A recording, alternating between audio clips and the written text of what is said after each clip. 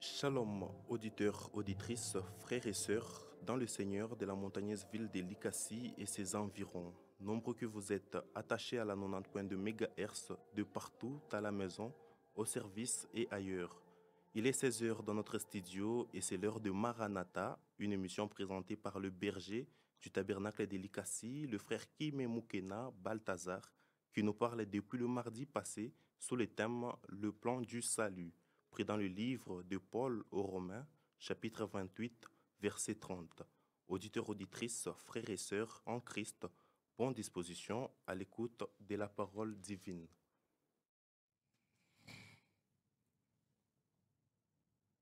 Bonsoir, chers auditeurs, bonsoir, chers téléspectateurs. Salamu wasikilizaji wapendwa, salamu watazamaji wapendwa.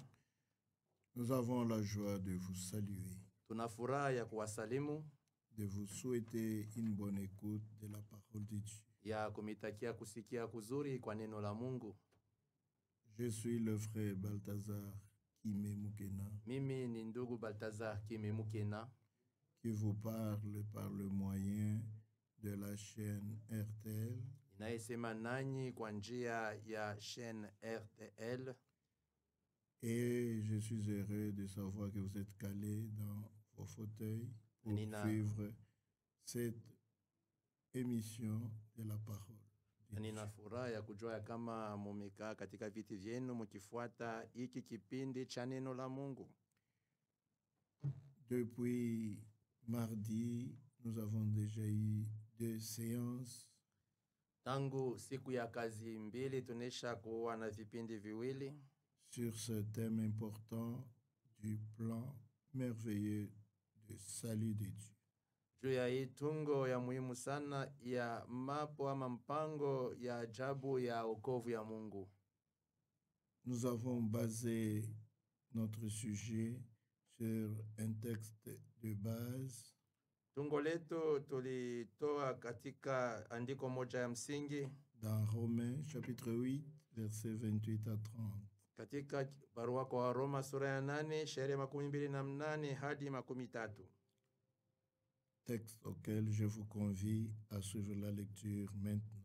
andiko ambayo ninamiomba tupate kusoma pamoja nasi. Romains 8, 28 à 30. Waroma 8 hadi 13. Nous savons du reste que toute chose concourt au bien de ceux qui aiment Dieu, de ceux qui sont appelés selon son dessein. Na tunajua maneno yote yanafanya kazi pamoja kuwapatia mema wale wanaopenda Mungu, kwa wale walioitwa kwa kusudi lake. Car ceux qu'il a connus d'avance, Kwa sababu wale ambao waliwajua tangu zamani, il les a aussi prédestinés à être semblables à l'image de son Fils, aliwatayarisha tangu zamani wafananishwe na sura ya mwana wake, afin que son Fils fût le premier-né entre plusieurs frères. ili mwana wake awe mzaliwa wa kwanza katikati ya ndugu wengi. Et ceux qu'il a prédestinés, il les a aussi appelés. Na wale ambao aliwatayarisha tangu zamani akawaita vile vile. Et ceux qu'il a appelés, il les a aussi justifiés. Na wale ambao aliwaita akawahesabia haki. Et ceux qu'il a justifiés, il les a aussi glorifiés. Na wale ambao aliwahesabia haki akawatukuza vile vile. Puisse le Seigneur Jésus-Christ ajouter toutes ces bénédictions à la lecture de cette parole. Bwana Yesu Kristo apate kuongeza baraka zake zote kwa usomaji wa neno hii. En récapitulatif, nous voulons dire Kwa kurudia nyuma tunataka kusema hivi, que Dieu a un plan de salut pour l'humanité. ya kwamba Mungu ana mapo ama mpango ya wokovu juu ya ulimwengu. Ce plan, Dieu l'a conçu en lui-même Mapo ile Mungu alitunga ndani yake mwenyewe avant la fondation du monde. mbele ya kuwekwa misingi ya ulimwengu. Il l'exécute en Jésus-Christ Anaitimiza ile mapu ndani ya Yesu Kristo, et ce plan est réalisé dans les croyants. na ile mapu inafanyika ndani ya waamini. Il s'agit d'un plan connu de Dieu avant que le monde soit créé. Ni mambo ilijulikana na Mungu mbele ya kuumbwa kwa dunia. Dieu a conçu ce plan parce qu'il est omniscient. Mungu alitunga mapu ile kwa sababu yeye anajua yote. C'est à cause de son omniscience qu'il pouvait élire ceux qui seraient sauvés. Ni kwa sababu ya kutangulia kujua mambo yote ndio aliweza kuchagua wale walipasa kuokolewa. L'élection, ce n'est pas la volonté de Dieu. Kuchaguliwa si mapenzi ya Mungu. L'élection est basée sur la préscience de Dieu. Kuchaguliwa kunalingana na kutangulia kujua kwa Mungu. Dieu n'a pas voulu que l'un soit sauvé et que l'autre soit perdu. Mungu hakutaka ya kwamba huyu aokolewe na mwingine apotee. Mais parce qu'il est omniscient, Kwa sababu lakini vile anajua yote, il pouvait voir le déroulement de toute l'histoire aliweza kuona vile nyakati zitakuwa et voir que quand son message de salut est apporté, na kuona ya kwamba wakati ujumbe yake ya wokovu inaletwa, les uns croient ce message wamoja wanaamini ile ujumbe et les autres rejettent ce na message. wengine wanakataa ile ujumbe. Par préscience, il a vu cela. Kwa kutangulia kujua aliona ile. C'est à cause de cette préscience qu'il a élu ceux qu'il a vu croire. Ni kwa sababu ya kule kutangulia kujua njo akachagua wale alionaka ya kwamba wataamini. C'est ainsi que dans l'Écriture, il est dit, Hivyo katika andiko imesemwa, avant que les enfants fussent nés, mbele ya watoto wazaliwe avant même qu'ils soient conçus, na mbele ya kuumbwa ndani ya tumbo ya mama yao, pour que le plan, le dessein d'élection subsiste, ili kusudi ya kuchagua ipate kusimama, il fut dit à Rebecca Rebeka aliambiwa que l'aîné se l'assujettit au plus jeune. ya kwamba mkubwa atatumikia mtoto, L'aîné sera assujetti au plus jeune, mkubwa atatumikia mdogo, afin que s'accomplisse ce qui est dit dans l'Écriture. kusudi itimizwe andiko linalosema, J'ai aimé Jacob nimempenda Yakobo et j'ai haï na Esaïe. nimechukia Esau. Dieu, par préscience, Mungu kwa kutangulia kujua avait attaché des droits d'aînesse. alileta ile haki ya mzaliwa wa Et par kwanza, préscience, il a vu que Esaïe a méprisé cela. na kwa kutangulia kujua aliona ya kwamba Esau alibeula ile haki ya Et mzaliwa par wa kwanza, préscience, il a vu que Jacob aimait cela. na kwa kutangulia kujua aliona ya kwamba Yakobo atapenda ile haki ya mzaliwa wa C'est kwanza. ainsi que Dieu a aimé celui Ndivyo qui croit Mungu akapenda yule anaamini et il a rejeté celui qui ne croit na pas. akakataa yule asiyeamini. La volonté de Dieu telle que c'est exprimée dans les Écritures, Mapenzi ya Mungu kama ilivyoandikwa katika la maandiko, volonté de Dieu, mapenzi ya c'est Mungu que tout homme soit ni sauvé. kila mtu apate kuokolewa. Cela, c'est la volonté de Ile Dieu. ndiyo mapenzi ya Que Mungu, tout homme soit ni sauvé. kila mtu apate kuokolewa. Je prends facilement l'écriture qui est dans 1 Timothée, Tachukua andiko iliyo katika barua ya kwanza kwa Timotheo, chapitre 2, sura yake ya pili, verset 5, shairi yake ya 5, verset 4. shairi ya 4. Dieu notre Sauveur, Mungu Mwokozi wetu qui veut que tous les hommes soient sauvés anayetaka watu wote waokolewe et parviennent à la connaissance de la na vérité. kupata kujua sana yaliyo kweli.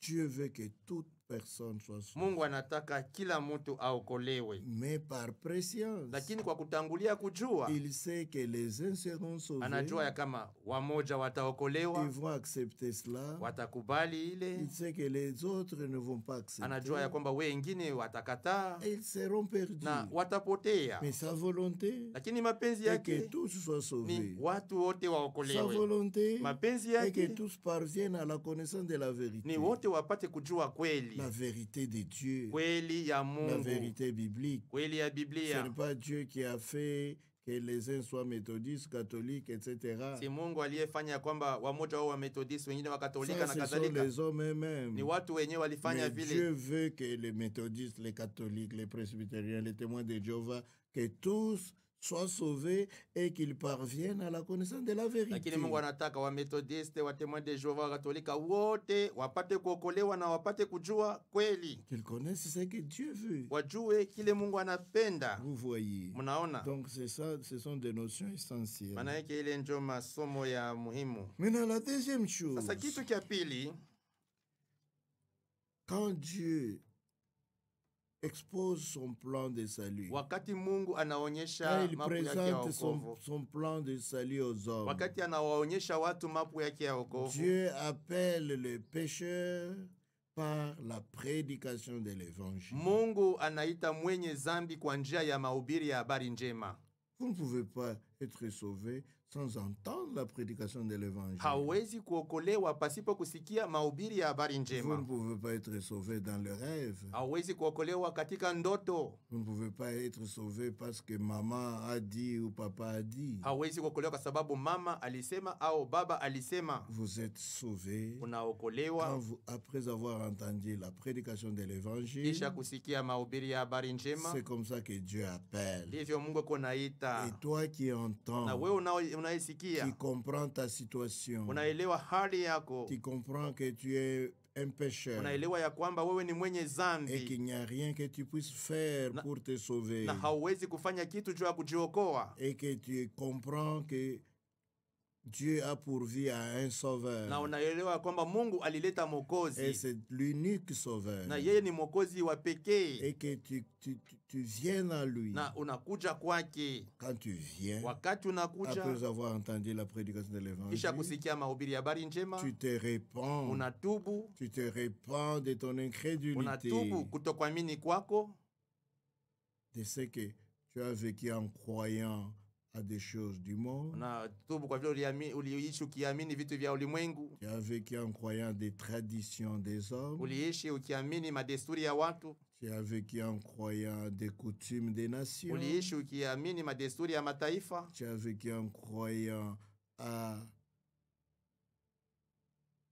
à des coutumes des peuples, uliishi ukiamini madesturi ya watu, à des philosophies des hommes, mafilosofia ya watu, des philosophies des blancs, mafilosofia ya des wazungu, philosophies bantoues, ya wabantu, des philosophies de n'importe quel peuple. ya izuru kundi ya watu gani. Maintenant, quand Dieu te Sasa parle, wakati Mungu il anasema te met nawe, en face de l'évangile de Jésus-Christ. anakuweka mbele ya habari njema ya Yesu Kristo, L'évangile de Jésus-Christ, celle qui sort. injili ya Yesu Kristo peke Quand inayookoa. tu crois cela, Wakati unaiamini, tu abandonnes ton incrédulité unaacha kutokuamini kwako et tu viens à lui na unakuja en kwake te repentant. ukitubu. Ensuite, Kisha tu yake te repens aussi de tes propres bêtises, unatubu na ile makosa yako de tes yote, propres mauvaises actions. matendo yako yote Et mabaya. si tu es honnête et Na sincère, kama kuwa haki na wakweli, Dieu t'accepte. Mungu anakukubali, Il te donne le pardon de tes péchés. anakupatia usamehe wa zambi zako, Et tu passes par des expériences de salut. na unafanya maonjo ya wokovu. Ces expériences sont résumées par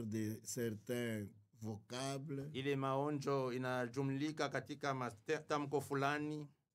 Par exemple, Kwa mfano, on appelle cela le renouvellement intérieur. inaitwa kufanywa upya kwa ndani, On appelle cela la régénération. inaitwa kufanywa upya, Une nouvelle naissance. kuzalikwa mara ya On pili, appelle cela na inaitwa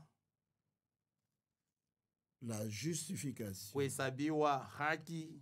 Tous ces termes Ile là-bas, matamko ce sont yote des expériences de salut. ni maonjo ya wokovu. La justification, c'est un salut et c'est un pardon complet. Kuhesabiwa haki ni kusamehewa kabisa kabisa. Dieu te Manake Mungu pardonne anakusamehe et il oublie tes fautes. na anasahau makosa yako, Il jette tes fautes dans la mer de l'oubli. anatupa makosa yako katika bahari ya kusahau. Je pense que c'est là-dessus que nous étions la fois passée. Nawaza njo pale tulifikia siku ya mwisho. Je lis deux écritures là-dessus. Tasoma maandiko miwili pale.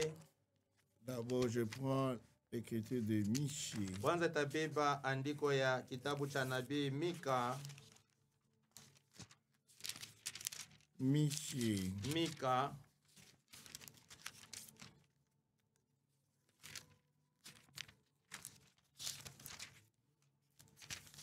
Michi chapitre 7.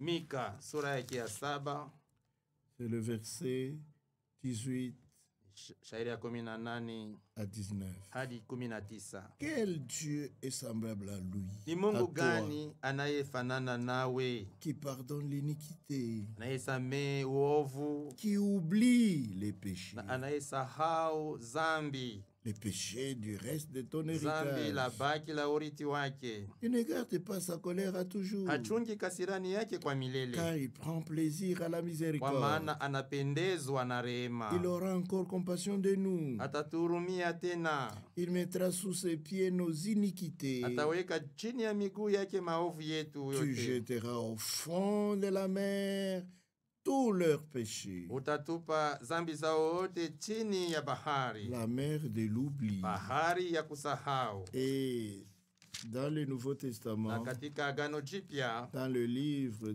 de Paul aux Hébreux, katika barua ya Paulo kwa au Wahebrania chapitre 8, sura yake ya 8, nous avons trouvé cette écriture tulipata hii andiko au verset 12 du katika chapitre shairi ya 8. 12 ya sura ya 8. Parce que je pardonnerai leurs Kwa iniquités sababu nitasamehe maovu yao et que je ne me souviendrai plus de leurs na péchés. sitakumbuka tena zambi zao. Ceci, Paul le prend dans le livre de Jérémie. Hii Paulo anaibeba katika kitabu cha Yeremia. Et je pense, comme référence, vous pouvez prendre le chapitre 31. Mutezi na waangalia sura ya 31 ya Yeremia. Vous voyez, Mnaona cette profondeur ne se trouve qu'en Dieu. hii upande kupaka ndani ya Mungu, Cette capacité de pardonner, ile d'oublier. ya uwezo ya kusamehe na kusahau. Un homme peut aussi pardonner, Mtu naye anaweza kusamehe, mais il ne peut pas lakini oublier. hawezi kusahau. Il se souviendra toujours du tort que tu lui as fait. Atakumbuka kila mara ile kosa ulifanya Mais kwake. quand Dieu Lakini pardonne, wakati Mungu anasamehe, il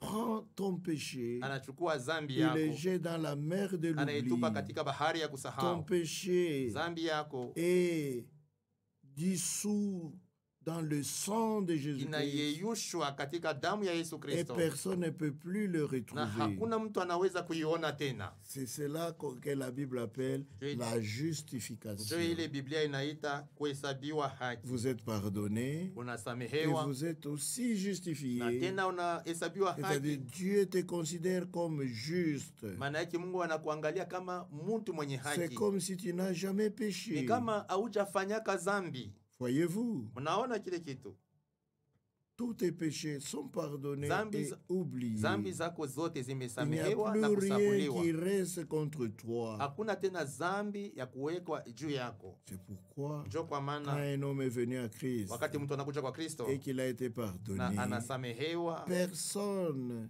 n'a plus le droit de déterrer ces péchés-là contre lui. hakuna mtu eko na ruhusa ya kukumbusha tena ile mazambi yake Si ile. quelqu'un le fait, Kama mtu anafanya kile kitu, c'est qu'il met lui aussi en question ses propres péchés. maana yake na mazambi yake yenyewe anashakia usamehe C'est wake. que lui-même n'a jamais expérimenté le véritable pardon. Maana de Dieu. yake haja onjaka usamehe wa kweli ule Parce mtu, que quand Dieu pardonne, kwa sababu wakati Mungu il anasamehe enlève ce péché anaondoa ile et zambi cela est dissous, englouti complètement dans le sang de na Jésus-Christ. inayeyushwa na kupotea kabisa katika damu ya Yesu Et Kristo, ce sang est na parfait. ile damu iko kamilifu. Hébreu, Waebrania chapitre 13. sura yake ya 13. Hébreu, chapitre 13, verset 12. Waebrania 13:12 Il est dit ceci. imesemwa hivi: C'est pour cela que Jésus aussi, kwa sababu hii Yesu vile vile, afin de sanctifier le peuple par son propre sang, kusudi atakase watu kwa damu yake mwenyewe, a souffert hors de la porte. aliteswa nje ya lango. Sortons donc pour aller à lui, Basi tutoke nje twende kwake, hors du camp, nje ya kambi, en portant son opprobre. tukichukua haya yake. Alléluia. Amina. Vous voyez, Munaona dans le sang de Jésus-Christ, Katika damu ya Yesu notre Kristo, péché est complètement dissous zambi yetu inayeyushwa kabisa. et il retourne à son auteur Na originel. inarudia kwa mwenyewe Et ule wa il ne kwanza. peut plus être retrouvé. Na haiwezi kuonekana Le tena. pécheur qui est venu à Jésus-Christ, Mwenye zambi aliyekwenda kwa Yesu Kristo, en expérimentant le salut akionja wokovu devant Dieu, mbele ya Mungu, il est pur, yeye ko il est safi, plus blanc que la neige. eko mweupe kupita theluji. Amen. Amina. C'est cela l'expérience de la justification par la foi. Ile ndiyo onjo ya kuhesabiwa haki kwa njia ya imani. Le pécheur que vous étiez autrefois, Mwenye zambi vile ulikuwa zamani, vous devenez un homme saint, unakuwa mtu mtakatifu, entièrement lavé par le sang de mwenye Jésus-Christ, kuoshwa kabisa na damu ya Yesu Kristo, une fois pour toutes. mara moja tu kwa lote. Je lis cela encore Taisoma tena dans Hébreu katika barua kwa Ibrania au chapitre 10. sura yake ya 10. Hébreu 10, Waibrania 10 verset 5.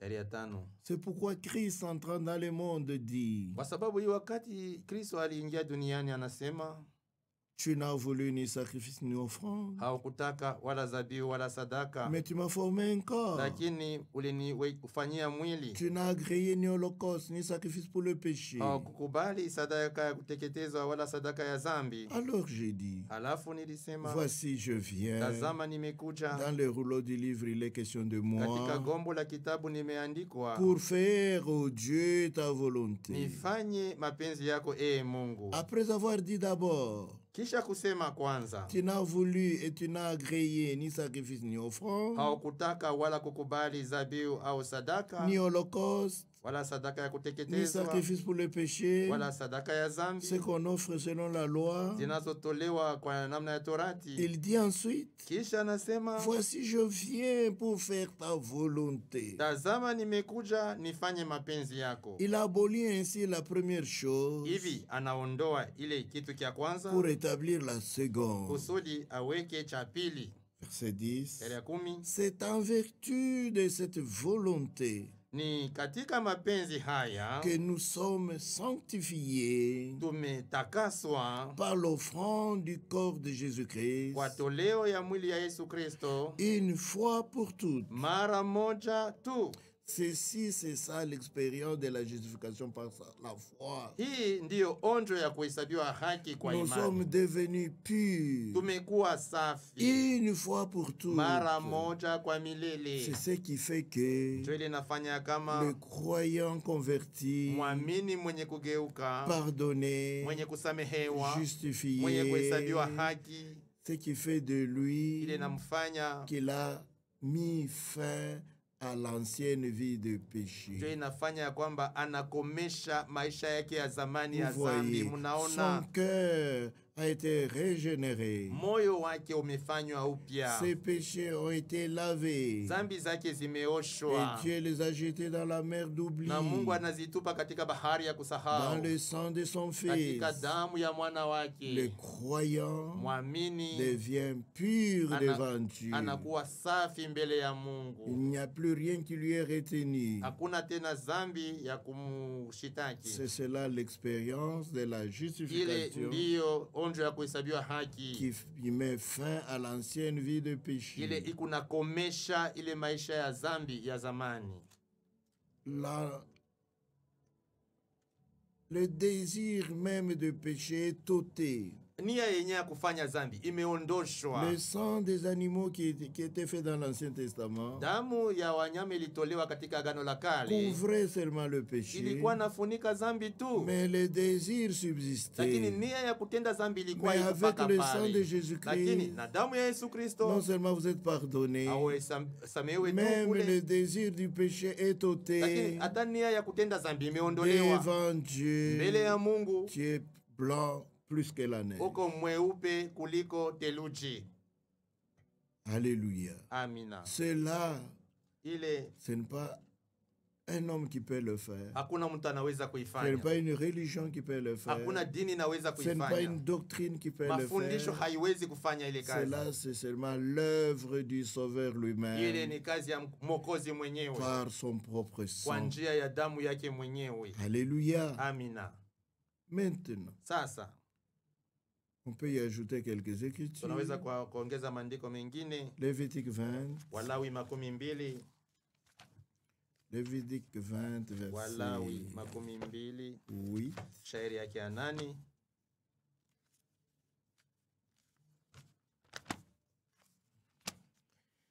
Lévitique 20, verset 18, verset 8. Walawi 12, shairi ya 8. Je lis. Unasoma, Vous observerez mes lois mutashika sheria et zangu vous les mettrez en pratique. na kuzitenda. Je suis l'Éternel qui vous sanctifie. Mimi ni Bwana ambaye anawatakasa Vous ninyi. voyez, Unaona? là c'est le Seigneur qui le fait Hapa ni Bwana iko nafanya ile kazi par son propre kwa sang. njia ya damu yake mwenyewe Dans l'expérience de la justification, katika onjo ya kuhesabiwa haki. quand on est encore pécheur, Wakati mtu angali mwenye quand dhambi, vous venez, wakati unakuja vous êtes sanctifié unatakaswa par l'offrande du corps de Jésus-Christ. kwa toleo ya mwili ya Yesu Kristo, Vous êtes sanctifié unatakaswa une fois pour toutes. mara moja kwa milele. Vous êtes entièrement pur. Uko safi kabisa, Vous êtes entièrement lavé. unaoshwa kabisa. Amen. Amina. Parce que c'est l'œuvre de Dieu Kwa lui-même. sababu ile ni kazi ya Mungu Il ne mwenyewe. reste rien qui reste encore attaché à toi. Hakuna tena kitu kila ataacha kibakie kwako. Lévitique Walawi 22, 12, verset 32. shairi ya 32. Je lis ceci. Nasoma hivi: Vous ne profanerez point mon saint nom, wala msikufuru jina langu takatifu, afin que je sois sanctifié au milieu des enfants d'Israël. kusudi nitakaswe katikati ya wana wa Je Israeli. suis l'Éternel qui vous sanctifie. Mimi ni Bwana ambaye ninawatakasa ninyi. C'est ce que Jésus a Ndio fait ile Yesu alifanya par l'œuvre du calvaire. kwa njia ya kazi ya Kalvari. Quand vous expérimentez cela, Lakini wakati unaionja, Dieu vous pardonne Mungu anakusamehe et vous justifie. na anakuhesabia haki. Amen. Amina. Maintenant, Sasa vient une autre étape. kunakuwa hatua ingine. Vous ne vous arrêtez là-bas, vous ne vous arrêtez pas là-bas sur le chemin. Hautasimamia njiani pale. L'œuvre de la grâce Kazi ya neema dans le plan du salut katika mapu ya se wokovu fait en 3 étapes. inafanyika katika hatua La tatu. première étape, c'est ce dont nous venons de parler. Hatua ya kwanza yenye tunatokea kusema La justification par la foi. kuhesabiwa haki kwa imani. Le pécheur qui s'est réconcilié avec Dieu, Mwenye zambi anapatanishwa na il a Mungu, la paix avec Dieu, anasalama na il est Mungu, pardonné, anasamehewa il est justifié. na anahesabiwa kuwa na Il peut haki. maintenant commencer la marche d'un chrétien. Anaweza sasa kuanza safari ya Mkristo. Maintenant, l'étape qui Sasa vient, hatua ya kufuata qui est aussi iliyo importante, ya muhimu nayo c'est la sanctification ni utakaso par la parole de kwa Dieu. njia ya neno la Mungu. Quand vous entendez la parole de Dieu Wakati unasikia neno la Mungu et la parole de Dieu na neno la Mungu condamner quelques mauvaises habitudes qui restent encore en vous, linahukumu madesturi fulani iliyo ingali ndani la yenu, parole de Dieu neno la Mungu vous révélez quelque chose qui est contraire à ce que vous saviez jusque-là. inakufunulia kitu fulani kenye kwa kinyume na kile wewe ulikuwa kujua, Parce que sur le plan de la kwa connaissance, sababu kwa kipande cha ufahamu vous ne connaissez pas tout au même moment. haufahamu vitu vyote kwa saa La moja. lumière vient progressivement. Nuru iko nakuja Et pole pole, plus vous entendez la na vérité, zaidi unasikia et que kweli, cette vérité condamne encore quelque chose, na ile kweli inahukumu kitu fulani, à ce moment-là, pale sasa vous vous repentez aussi. unatubu tena. Seigneur, pardonne-moi. Bwana unisamehe, Cela, je ne le savais pas. sikujua ile Seigneur, kitu. pardonne-moi. Bwana J'ai unisamehe, agi par faiblesse. nilitenda kwa udhaifu. Seigneur, Bwana pardonne-moi. J'ai unisamehe, agi par ignorance. nilitenda kwa kukosa kujua. À ce moment-là, Pale sasa c'est la sanctification par la parole de Dieu que vous avez entendue. utakaso kwa njia neno la Mungu lisikia, Et c'est ça la marche c'est ce que la Bible appelle la marche dans l'obéissance de Dieu. Ni ile Biblia inaita kutembea katika kutii Mungu. La sanctification Utakaso par la parole, kwa njia ya neno c'est l'étape de, la Bible appelle l'étape de la croissance. Biblia inaita ni hatua ya kukomea. La justification par la foi, Kuhesabiwa haki kwa njia ya c'est imani l'étape de la naissance. ni hatua ya kuzaliwa. Mais la sanctification Lakini par la parole, utakaso kwa njia ya neno c'est appelé inaitwa l'étape de la croissance. hatua ya kukomea. C'est l'étape où le croyant apprend à faire la volonté de Dieu. Ni hatua ambamo mwamini eko najifunza kufanya mapenzi ya Mungu. C'est l'étape où le croyant apprend l'obéissance à Ni Dieu. hatua ambamo mwamini anajifunza kutii Mungu. Avant la justification, Mbele ya kuhesabiwa vous haki ne pouviez pas obéir. haukuweza kutii. Même des choses que vous connaissiez comme étant mauvaises, Hata vitu ambavyo ulijua kwamba ni mais vibaya, vous les faisiez quand lakini même, ulikuwa parce ukivifanya qu'en vous, il n'y avait rien pour kwa sababu obéir. ndani yako mkukua kitu cha Mais kutii. par l'offrande du corps de Jésus-Christ, Lakini kwa toleo ya mwili ya et Yesu par son Kristo na kwa sang, damu cela yake vous donne la capacité d'obéir. inakupatia uwezo ya kutii. Et en obéissant Na- au commandement de Dieu, Wakati uko unatii amri za Mungu, c'est l'étape de l'obéissance. ile ni hatua ya kutii. C'est également appelé Ina inaitwa l'étape de mettre en pratique les commandements de Dieu. hatua ya kutumikia maamri ya Mungu. Cela, c'est la marche du croyant vis-à-vis de son Sauveur. Ile ni safari, namna ya kutembea ya mwamini mbele ya Vous Mwokozi wake. agissez en obéissant à Dieu. Huko natenda mkutii Mungu, Et c'est un signe de reconnaissance na ile ni alama ya shukurani de ce que Dieu t'a sauvé sans te demander rien du tout. kwa vile Mungu alikuokoa pasipo kukuomba Tu as kitu. été sauvé gratuitement, Uliokolewa kwa bule, justifié gratuitement. ulihesabiwa haki kwa bule. Maintenant, Sasa en reconnaissance de cela, jua kushukuru ile, tu marches dans l'obéissance. huko natembea katika Tu kutii, marches dans la reconnaissance. unatembea katika shukurani, Tu apprends à faire la volonté de unajifunza Dieu. kufanya mapenzi ya Mungu, Tu apprends à mettre en pratique les commandements de Dieu unajifunza kutenda amri za Mungu par reconnaissance. kwa shukurani. Amen. Amina. Je peux prendre quelques écritures aussi Naweza kuchukua tena maandiko pour mbalimbali confirmer ce que juu ya j'essaie de dire. kuhakikisha ili najaribu kusema. 1 Jean chapitre 3. Barua ya kwanza ya Yohani sura yake ya 3. Je peux commencer au verset 1. Naweza kwanza na shairi yake Mais ya kwanza, ce que je vise, c'est le verset 3. lakini ninafukuzia shairi ya 3.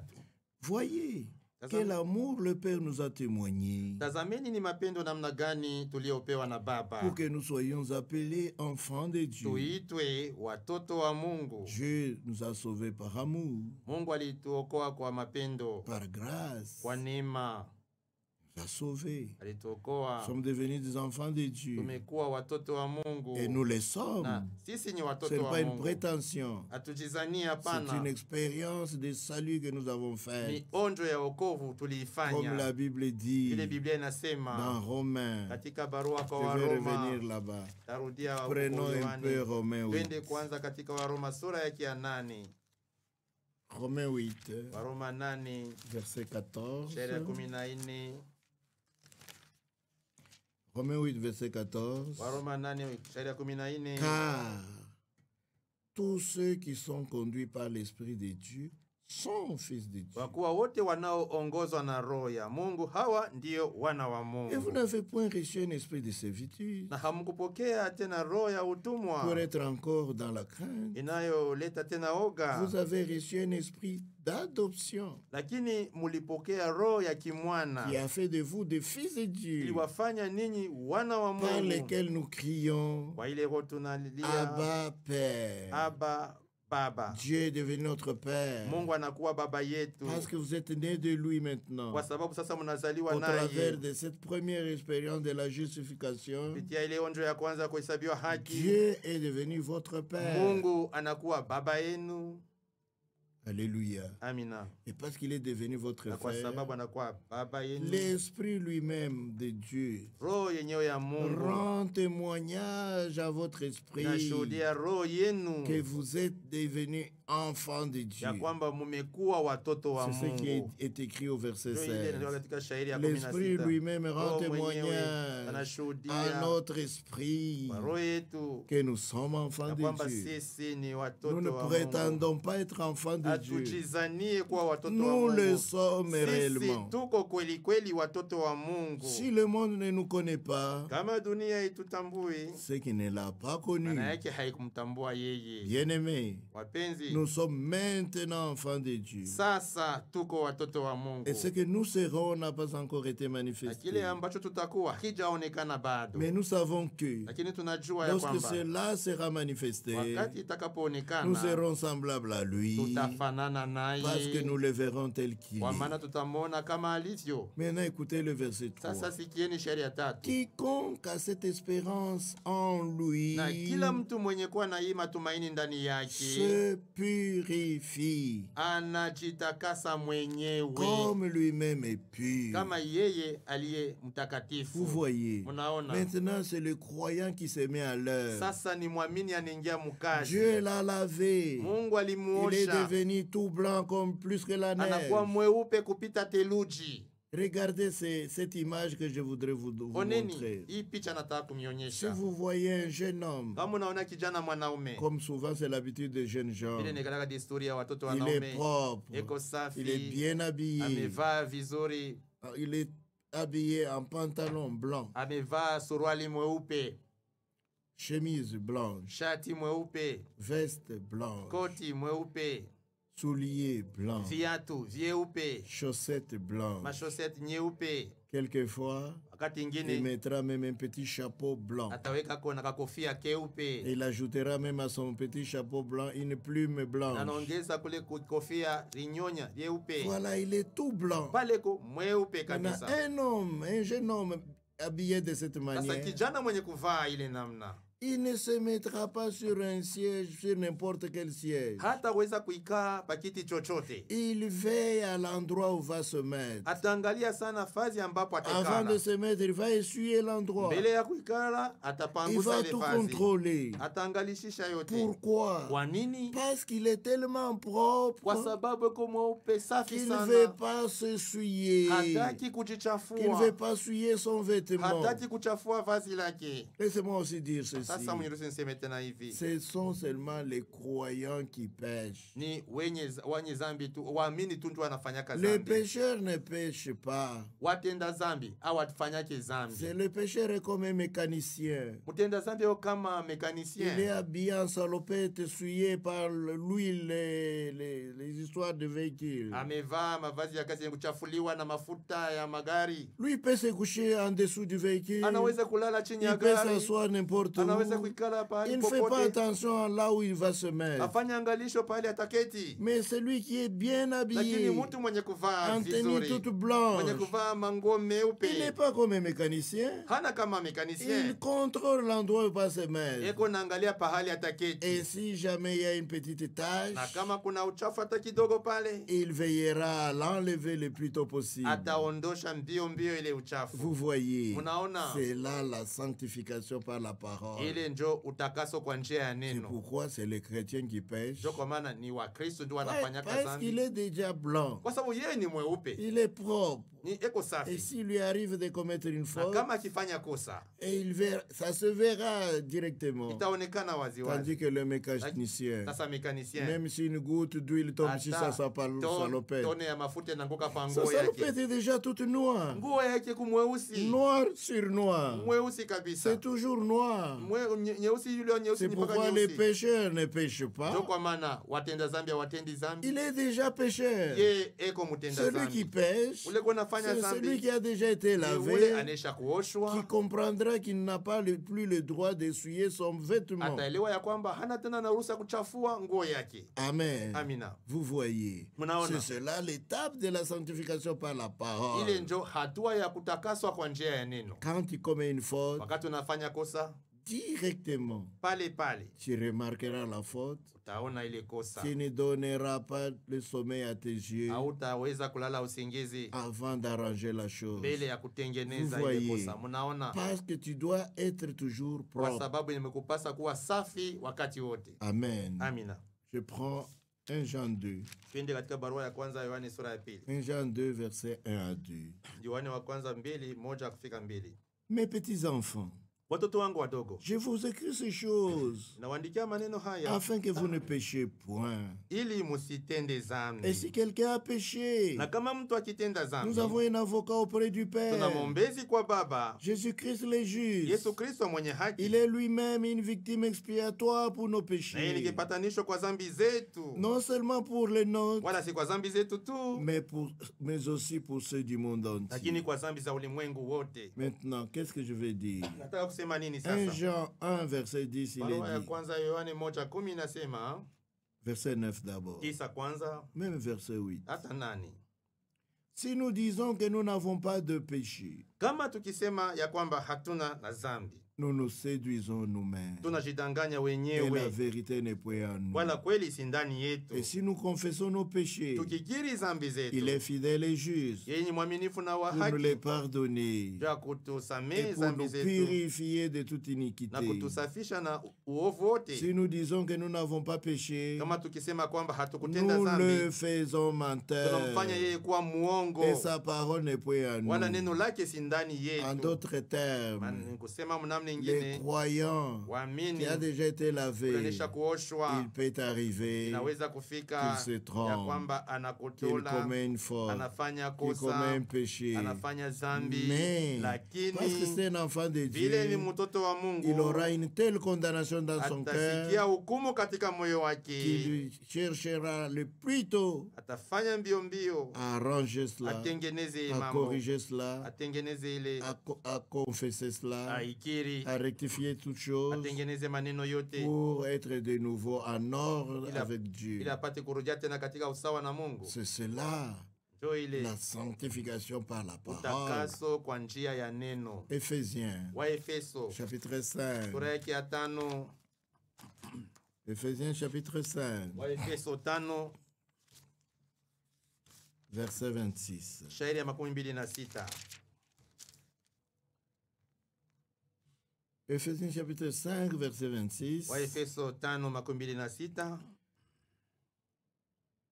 Afin de la sanctifier par la parole, apate kulitakasa kwa njia ya neno, après l'avoir purifié kisha kulisafisha par le bain d'eau de la kwa parole, maji ya neno, afin de faire paraître devant lui cette église glorieuse, apate kujiletea mwenyewe kanisa hili la utukufu, sans tache, pasipo alama ni ride, wala ni kikunjo rien de wala semblable, kitu chochote mais kama hivi, sainte lakini liwe et takatifu na irrépréhensible. pasipo Vous kilema. voyez, Munaona, c'est la sanctification hii ni utakaso par le bain d'eau de la kwa parole. kuoshwa katika maji ya Ce neno, n'est pas le bain d'eau du baptême, si kuoshwa katika maji ya ubatizo, mais c'est le hapana, bain d'eau de la lakini parole. kuoshwa katika maji ya Vous neno. voyez, Munaona, c'est cela la sanctification par la hii parole. ndiyo utakaso kwa njia ya neno. Lévitique Walawi 5, 5, non, plutôt 20. Walawi 20, Lévitique 20, Walawi 20 verset 7. shairi yake ya 7. Vous vous sanctifierez Mutajitakasa et vous serez na saints, mtakuwa car watakatifu, je suis l'Éternel votre kwa kuwa Dieu. mimi ni Bwana Mungu Vous voyez, wenu. Munaona, c'est la marche dans l'obéissance. hii ni kutembea katika Et utiifu, chaque fois qu'il y a une na faute, kila mara kunakuwa quand kosa, la parole vous condamne, wakati neno vous vous linakuhukumu, repentez à nouveau unatubu et tena, le sang de Jésus-Christ na damu ya Yesu vous Kristo est à nouveau appliqué. inapakaliwa tena C'est juu cela la yako. sanctification par la Ile njo parole. utakaso kwa njia ya neno. Tu dois te repentir Napasa kutubu quand tu écoutes la parole de Dieu. wakati unasikia neno la Mungu. 2 Chroniques, Kitabu cha Mambo ya Siku cha 2, juste pour vous faire comprendre cela. ili mupate kuelewa ile kitu. 2 Chroniques, Kitabu cha 2 cha Mambo ya Siku chapitre 29, sura ya 29 verset 5. shairi yake ya 5.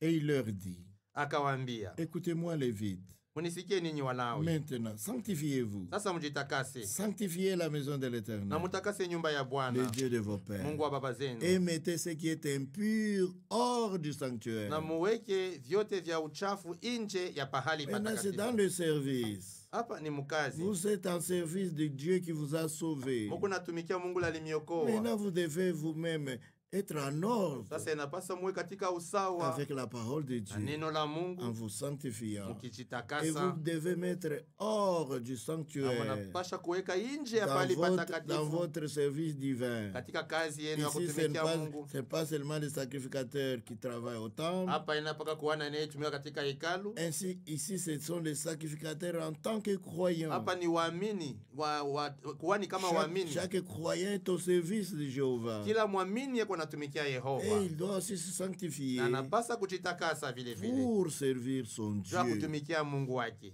Amen. Amina. C'est cela la sanctification par la Ile parole. ndiyo utakaso kwa njia ya neno. Matthieu, Matayo. écoutez ce que le Seigneur de cette parole dit. Sikieni kile hii neno inasema. Le Seigneur de cette parole dit. Kile Bwana wa hii neno anasema. Dans Matthieu 7, Katika Matayo 7, verset 21, shairi ya 21, je lis ceci. nasoma hivi. Ceux qui me disent Seigneur, Seigneur, Wale wananiambia Bwana, Bwana, n'entreront pas tous dans le royaume des cieux, hawataingia wote katika ufalme wa mbinguni, mais celui-là seul lakini ni yeye peke qui fait yake la volonté de mon Père qui est dans les cieux. anayefanya mapenzi ya baba yangu aliye Il mbinguni. faut faire la volonté de Dieu. Inapasa kufanya mapenzi ya Il faut Mungu. faire la volonté de celui qui vous a sauvé. Inapasa kufanya mapenzi ya yeye ambaye aliyookoa. Celui-là seul qui fait la volonté de mon Père qui est dans les cieux. Yeye peke yake anayefanya mapenzi ya baba yangu aliye mbinguni. Nous devons donc faire la volonté de Maana yake Dieu. imetupasa kufanya mapenzi ya Mungu. Écoutez, Sikieni. plusieurs me diront ce jour-là, Wengi wataniambia siku ile, Seigneur, Seigneur, Bwana, Bwana, n'avons-nous pas prophétisé par ton nom? hatukutabiri kwa jina lako? N'avons-nous pas chassé des démons par ton nom? Hatukutoa pepo wachafu kwa jina Et lako? n'avons-nous pas fait beaucoup de miracles par ton nom? Na hatukufanya miujiza mengi kwa jina lako? Alors je leur dirai Alafu ouvertement, nitawaambia wazi je wazi, ne vous ai jamais connu. sikuwajua ninyi wakati wowote. Retirez-vous de moi, Ondokeni kwangu vous qui commettez ninyi l'iniquité. munaotenda maovu. C'est pourquoi Njo kwa maana quiconque entend ces paroles que je dis mtu yeyote anayesikia maneno yangu Et les ninayosema met en na kuyafanya, pratique kuyatumikia, sera semblable à un homme prudent atafananishwa na qui a mtu wa bâti sa akili maison sur le roc. aliyejenga nyumba yake juu ya La pluie mwamba. est tombée, Mvua les ilinyesha, torrents sont venus, maji les yalikuja, vents ont soufflé pepo zilivuma, et se sont jetés contre cette maison. zikapiga nyumba ile, Elle n'est point tombée nayo parce haikuanguka qu'elle était fondée sur le kwa roc. sababu msingi yake imewekwa Mais juu ya quiconque mwamba. entend ces paroles que je dis Kila mtu anayesikia maneno yangu et ne les met pas en ninayosema pratique wala hayafanya sera yatendi, semblable à un homme insensé atafananishwa na mtu mpumbavu qui a bâti sa parole sur le sable. aliyejenga nyumba yake juu ya La pluie mchanga. est tombée, Mvua les ilinyesha torrents sont na venus, maji les yalikuja vents ont na soufflé pepo et ont zilivuma bâti cette maison. zikapiga nyumba Elle ile, est tombée nayo et sa ikaanguka ruine a été na grande. anguko lake lilikuwa Vous kubwa. voyez, Munaona, nous devons apprendre à faire la volonté de imetupasa Dieu, kujifunza kufanya mapenzi ya mettre en Mungu, pratique ce que Dieu nous commande. kufanya kila ambacho Mungu anatuamuru. Luc 6, Luka 6 verset 46. shairi ya 46, Je lis ceci. nasoma hivi: Pourquoi m'appelez-vous Seigneur, Seigneur, kwa nini munaniita Bwana, Bwana, et nanyi ne faites-vous pas ce que je dis? hamufanye maneno ambayo Vous ninayasema? voyez, Munaona, le même Dieu qui vous a sauvés, Mungu moja moja ambaye aliwaokoa il est ninyi, aussi le Seigneur. yeye eko tena Le Bwana. Seigneur, c'est celui qui commande. Bwana ni yule Le anayeamuru. Seigneur, c'est celui qui donne des ordres. Bwana ni yule anayeleta Le maamri. Seigneur, c'est lui le chef à qui vous obéissez. Bwana yeye ndiye mkubwa ambaye unatii. Donc, Maana yake celui qui est sauvé mtu mwenye doit kuokolewa apprendre à obéir. inampasa jifunze kutii. Alléluia. Amina. Ainsi, celui qui n'obéit pas, Hivi mtu asiyetii c'est un fauteur d'iniquité. ni mtenda maovu. Qu'est-ce que l'iniquité? Uovu ni nini? L'iniquité, Uovu c'est connaître la volonté de ni Dieu kujua mapenzi ya Mungu et ne pas la faire, lakini kukosa ne pas la kuifanya, mettre en pratique. kukosa kuitenda. C'est savoir ce que Dieu Ni veut kujua kile Mungu et anataka refuser de le na faire. kukataa kukifanya, Ou bien, au c'est savoir ce que Dieu ne veut ni pas kujua kile Mungu hataki et le faire quand lakini même. we unakifanya hata Ce sera vile. l'iniquité. Ile ndiyo uovu. Mais un véritable Lakini, croyant né de nouveau, Mwamini wa kweli mwenye kuzaliwa mara ya pili il a l'Esprit de Dieu iko na roho ya qui le Mungu conduira dans l'obéissance. inayomuongoza katika kutii. Ici, je vais vous donner une parole Hapa nitampatia neno d'un serviteur de Dieu la mtumishi mmoja wa Mungu très estimé, wa mwenye kuheshimiwa notre sana, frère Franck. ndugu yetu Frank. Il dit Anasema que la foi, ya kwamba imani véritable, imani ya kweli marche ensemble avec l'obéissance. inatembea pamoja na kutii. Le croyant Mwamini porte une paire de souliers. anavaa mguu mmoja ya kiatu. Un de ces souliers, c'est la foi, Mmoja katikati ya viatu ni et imani l'autre soulier, c'est na l'obéissance. ingine ni kutii. De la même manière, Sawa sawa tena, l'incroyant, lui mtokuamini aussi porte une paire de yeye souliers. pia anavaa mguu ya kiatu. Un de ces souliers, c'est l'incrédulité. Gambo moja ni kutokuamini, ndio Et le kiatu kimoja, deuxième soulier, c'est la na désobéissance. kiatu cha pili ni kutokutii. Vous voyez, Munaona Jacques, Yakobo chapitre 1, Yakobo sura yake ya kwanza verset 22. shairi yake ya 22.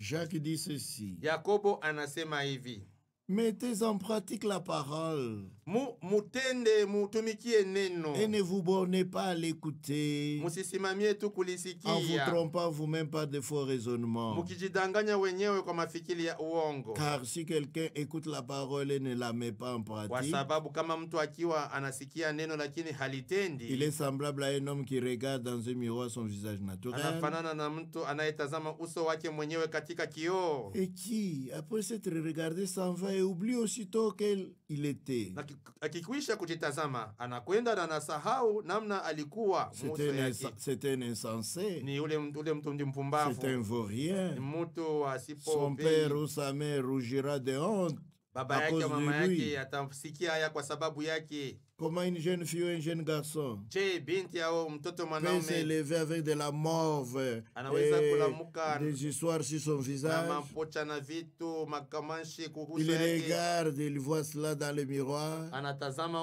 kioo, anaona ile Et uchafu, puis il sort sur la rue en train de manger des chikwang ou n'importe quoi. kisha anatoka njiani mpaka vile anaanza kula vitu njiani. Tout le monde qui le regardera dit, quel enfant, Watu wote wenye kumtazama watasema ni mtoto wa namna gani huyu, quel stupide. ni pumbavu gani huyu. C'est cela ce que dit la parole de Ndio kile Dieu. neno la Mungu linasema. Mais celui qui aura plongé le regard dans la loi Lakini parfaite, yeye aliyetazama katika sheria la loi de kamilifu, la liberté, sheria ya uhuru, de son propre gré, il fait la volonté de Dieu, kwa mapenzi yake anafanya mapenzi ya et qui Mungu, aura persévéré, na ula tadumu, n'étant pas un auditeur oublié, asiyekuwa msikiaji mais se anayesahau, mettant en lakini l'œuvre, mtenda kazi. celui-là Mtu huyu sera heureux dans son activité. atabarikiwa katika kutenda kwake. Vous voyez, Mnaona, obéir, kutii, marcher dans l'obéissance, kutembea katika kutii, en mettant en pratique les commandements de Dieu. kutumikia amri za Mungu, C'est cela la ile ndiyo sanctification utakaso par la kwa parole. njia ya neno. Et Jacques 2, Na Yakobo 2, Yakobo 2, je peux prendre le verset 14. naweza kwenda kushairi 14. Mes frères, Ndugu zangu, que sert-il à quelqu'un de dire qu'il a la foi ni faida gani kama mtu akisema s'il ana n'a pas imani les œuvres? kama hana na La matendo? foi peut-elle le sauver? Ile imani inaweza kumwokoa? Si un frère ou une sœur sont nus Kama ikiwa ndugu mwanaume au mwanamke weko et manquent de la watupu nourriture de chaque jour, na wanakosa chakula cha kila siku, et que l'un d'entre vous leur dise, na mmoja wenu anawaambia allez en paix, kwendeni zenu katika Chauffez-vous salama, muote et vous moto rassasiez. na kushiba, et que vous ne leur donniez pas ce qui est nécessaire au lakini corps. asiwape mahitaji ya mwili wao. À quoi cela sert-il? Ile ina faida gani? Il en est ainsi de la foi. Vivyo hivyo na imani. Si elle n'a pas les œuvres, Kama iko na matendo, il s'agit des œuvres de la foi hii ni matendo ya et imani, non des œuvres de la loi si matendo ya qui sheria. consistaient dans les rites Ile ilikuwa ile qui se pratiquaient dans l'Ancien walikuwa Testament. nafanya mwagano la Mais kale. ici, ce sont les œuvres de la Hapa ni foi. matendo ya imani. Si elle n'a pas, et si elle n'a pas les œuvres, Isipokuwa na matendo, elle est morte en imekufa elle-même. ndani yake yenyewe. Vous voyez. Mnaona? Mais quelqu'un dira, Lakini mtu toi atasema, tu as la foi wewe una et imani, moi j'ai les œuvres. nami nina matendo. Montre-moi ta foi sans les œuvres. Unionyeshe imani yako Et pasipo moi je matendo, te montrerai ma foi par mes œuvres. nami nitakuonyesha imani yangu kwa njia ya matendo yangu. Verset 20. 20. Veux-tu savoir, ô homme vain, Lakini unataka kujua wewe mtu bure, que la foi ya kuwa imani sans les œuvres pasipo matendo est inutile? haiko na faida. Vous voyez, Unaona? nous devons faire la volonté de Dieu. Imetupasa kufanya mapenzi ya Mungu. Et je vais vous donner la dernière écriture pour ce soir. Namipatia andiko ya mwisho juu ya magharibi ya leo. Hébreux chapitre 10, Waebrania sura yake ya 10, verset 35 shairi ya 35 à 39. hadi 39. N'abandonnez donc pas votre assurance Basi msiache matumaini yenu, à laquelle est attachée une grande kwa rémunération, maana yana malipo makubwa, car kwa sababu vous avez besoin de persévérance. unahitaji kudumu. Écoutez, Msikie, vous avez besoin de persévérance unahitaji kudumu afin qu'après avoir accompli la volonté de Dieu, ili mukikwisha kufanya mapenzi ya Mungu vous obteniez ce qui vous est promis. mupate ile iliahidiwa Dieu kwenu. nous a fait des promesses, Mungu alitupatia mais mahali, avant de recevoir ces lakini mbele ya promesses, kupokea ile nous mahali devons accomplir la volonté de Dieu. sharti tutimize mapenzi ya Mungu. Alléluia. Amina. Encore un peu, Bado un kidogo, peu de temps. kidogo Celui sana. qui doit venir Yeye viendra anayekuja et il atakuja, ne tardera pas. wala hata Et kawia. mon juste vivra par la Lakini foi. mwenye haki wangu ataishi kwa Mais imani. s'il se Lakini retire, kama kirudi mon nyuma, âme ne prend pas plaisir en roho lui. yangu haina furaha ndani yake. Nous, Lakini sisi nous ne sommes pas de ceux qui se retirent pour se hatuko perdre, wale weko narudi nyuma juu ya kupotea, mais de ceux qui ont la lakini wale foi wenye kuwa na imani pour sauver leur juu ya âme. kuokoa nafsi Notre zao. Seigneur vient. Bwana wetu yuko Mais avant nakuja, qu'il vienne à lakini nous, kabla aje nous kwetu devons accomplir la volonté de imetupasa Dieu. kufanya mapenzi ya Nous Mungu. devons prouver notre obéissance à Dieu. Imetupasa kuonyesha kutii kwetu mbele ya Mungu, Comme le prophète a dit cela nabii alisema à ile Saül. kwa Saulo, Il lui a dit, alimwambia l'obéissance kutii vaut mieux que les sacrifices, kunapita vaut masadaka, mieux que la graisse de bélier. kunapita mafuta ya Mais la kondoo, lakini désobéissance kutokutii est pareille ni à sawasawa la divination, na à kulakwisha l'idolâtrie. na kuabudu Vous sanamu. voyez, Munaona, donc c'est très maana yake important ni ya muhimu de sana marcher kutembea dans cette étape de la katika sanctification, hatua hii ya utakaso, dans l'obéissance kutembea parfaite katika kutii kamili à Dieu mbele ya Mungu et à sa parole. na mbele ya neno lake. Pour ce soir, Kwa leo je laisse magharibi, de côté la troisième étape de la grâce, naacha hatua ya tatu ya neema qui est pembeni, l'étape du baptême du iliyo Saint-Esprit. hatua ya ubatizo ya Roho Que le Mtakatifu. Seigneur, Dieu Bwana notre Père, Mungu Baba yetu bénisse chacun de vous. abariki kila mmoja Je wenu. prie Naomba pour que ili tous ceux qui écoutent la parole wote wanaosikia neno la reçoivent, la waipokee, comprennent, et waielewe, pour montrer qu'ils l'ont reçu, najua kuonyesha kwamba waliipokea, ils doivent se repentir, wanapasa kutubu, doivent se faire baptiser, wanapasa kwenda ils kubatizwa, doivent par la suite kisha yake wanapasa mettre en pratique la parole de Dieu. kutembea kufuatana na neno la Que le Mungu. Seigneur Dieu vous bénisse Mungu richement. awabariki sana, Soyez bénis mbarikiwe au nom de kwa Jésus-Christ. jina la Yesu Kristo, Amen. amina. Voilà, c'est la fin de notre